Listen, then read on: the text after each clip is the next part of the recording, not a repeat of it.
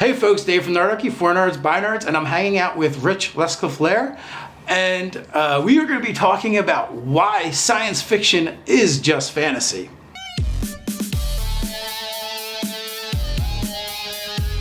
Jump down in the description below where you can find Nerdarchy, the newsletter, where you can get weekly tips as well as learn how to game with Nerdarchy.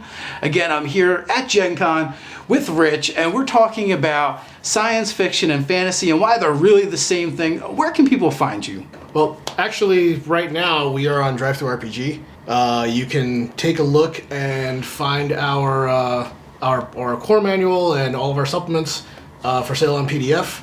We also have our actual hardcover for Esper Gensis right here that is going into distribution starting at the beginning of this month. It should be in your friendly local gaming stores in a couple weeks. Awesome. And for your convenience, I'll throw some links down in the description.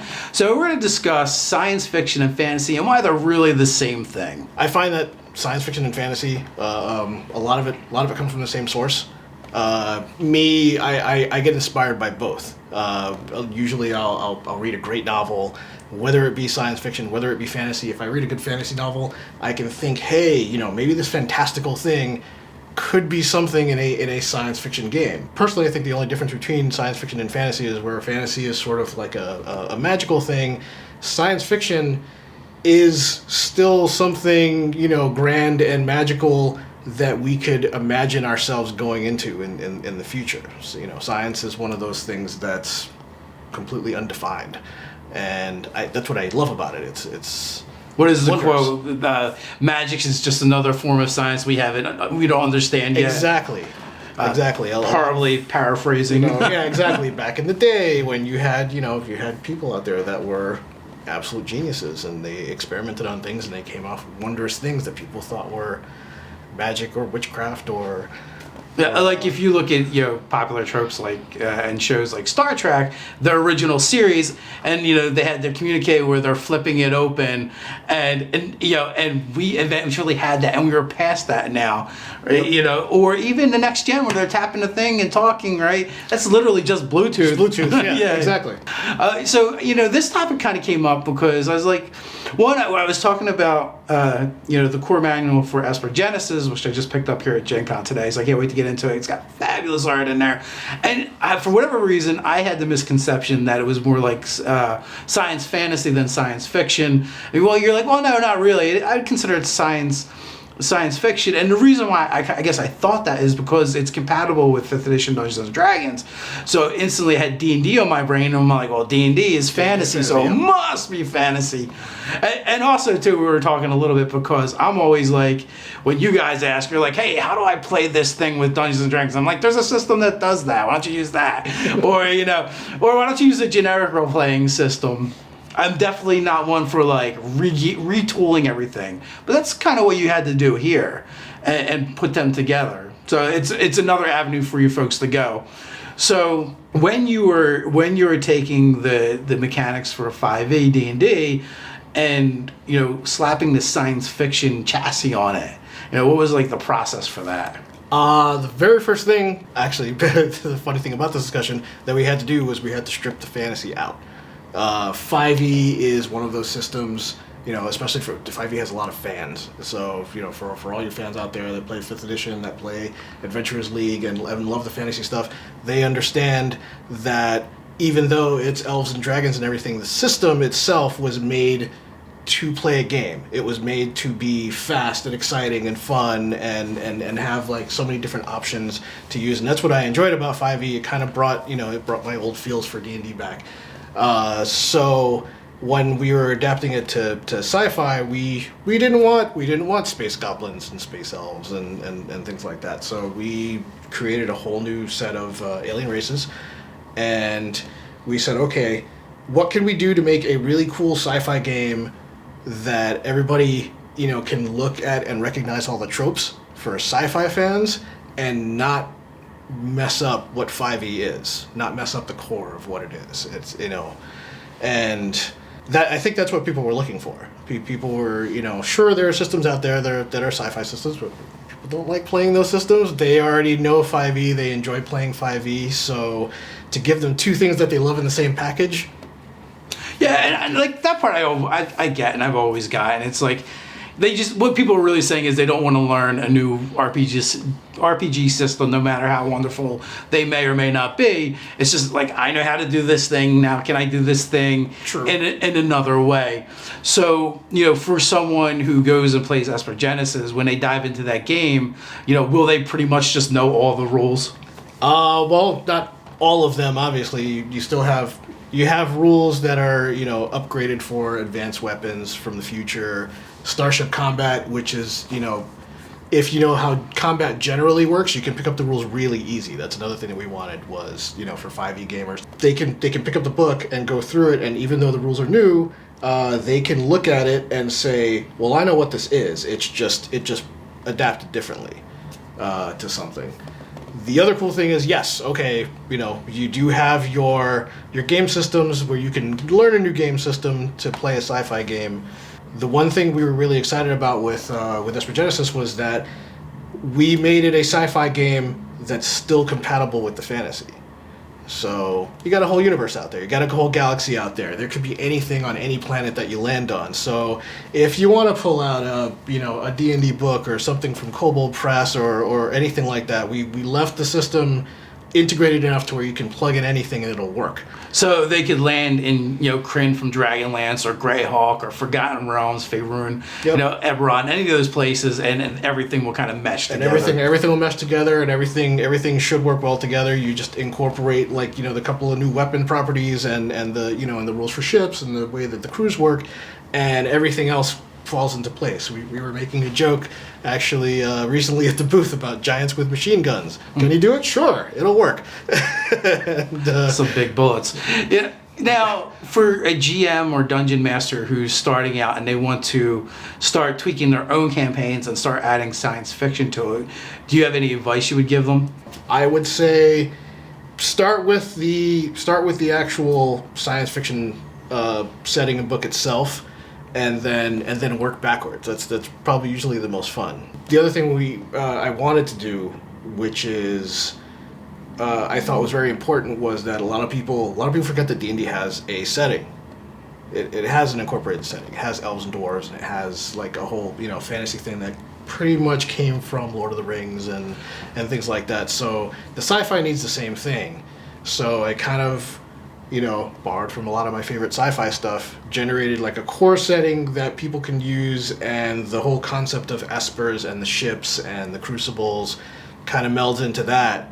You play that game, you come to an understanding, and then you can masterfully combine both. So you're saying that you would start from basically the story at first, like what is the story you want to tell, what does the universe or the world look like, and then you kind of work your way down from there, like well, how do these things integrate, how do these things work, what would introducing science fiction elements or technology elements, how would that affect this?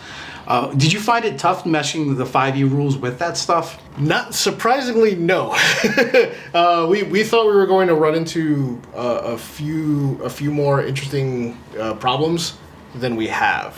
What I found funny was the simple things were actually hard to integrate. Making the alien races and incorporating them into the setting were harder than creating the starship combat, for example, because we experimented with it a bit. We made a couple of changes, but because we based it on the same D20 round system, then we were like, we already know what to do. It's already a system that's there and that's functioning. We just have to plug the right things into it and make sure that it works properly. And thankfully we had a few 100 playtesters to come back very quickly and tell me what was wrong. I see how that can be tricky. I know some people say just certain races are better than others. And so if you're creating new races and trying to balance them, it's like, what are you balancing them against? A half-orc or an elf or a halfling? Trying to figure out those mechanics. Did you find the information in the DMG helpful at all, as far as like they give some loose guidelines for different time eras or modern weapons or futuristic weapons? The timeline era weapons, we didn't make too. It was a good guideline, but we didn't really make use of that too much. What we found oddly interesting was the spell point system, which we took that and we sort of tooled around that, and we made the talent points because it made more sense from the sci-fi standpoint with the psionics and the way that all worked. The guidelines of the DMG is sort of like, what if your fantasy person finds a shotgun or a laser weapon? This is how you use it. And, you know, we needed to go to, what if everyone had a laser gun or a shotgun, or, you know, the whole concept would be different from that point. Well, that's kind of one of the things I think of too, is like, you know, how does that kind of stuff kind of integrate with it? And especially too, it just depends on whether you're going to be playing fantasy with technology and sci-fi elements, or if you're going full sci-fi. You know, I guess if you go full sci-fi for it, like, yeah, everyone has the same kind of stuff. Like if you're all using energy weapons, you know, it does, I don't know off the top, I'm just going to say number 6d6 points of damage. At first level, that's lethal. Right. But, you know, maybe that's just the game you're playing now. Did you find that's the game you're playing now, or did you have to compensate for that? We had to compensate for that, for sure. The first thing we did was, well, you know, if we want to make it fully compatible, we can't just have, you know, people walking around and finding laser guns all over the place. And so what we did was we kind of took to the modern day and said, well, as weapons get better, so do defenses. So weapons and armor in a sci-fi game effectively work the same way comparatively as they would in a fantasy game. So, you know, a bow that does a d6 to someone, for example, wearing leather armor, a gun would do a d6 to someone wearing, you know, some kind of tactical, you know, anti-ballistic suit, or carrying a shield device that you know, protects against high velocity weapons. The only time you get into the differences is if, you know, someone's carrying a high velocity weapon and they're wearing nothing, just clothing, no shield device or anything. You know, the technology level is at the point to where almost everybody's wearing some kind of protection. So it's a rare occasion where it would happen, but if it does happen, then you get into that. So is that a different rule set as far as like the way the combat works, where if someone's taking a shot at you, you're naked or you're in your skivvies, you're not wearing armor or anything, and they're shooting at you with, you know, an energy weapon? Then it actually goes down to where it was in the DM's guide. You know, yeah. It's kind of like, okay, instead of a D8, I'm now doing 3D8. You know, to somebody, because they don't have protection against the advanced weapon. For you, are you changing the damage of the weapon, or is it that the armor gives you temporary hit points? No. Yeah, we don't change the damage of the weapon. The weapons have the same damage as like any weapon would out of any other 5e book or the player's handbook or anything.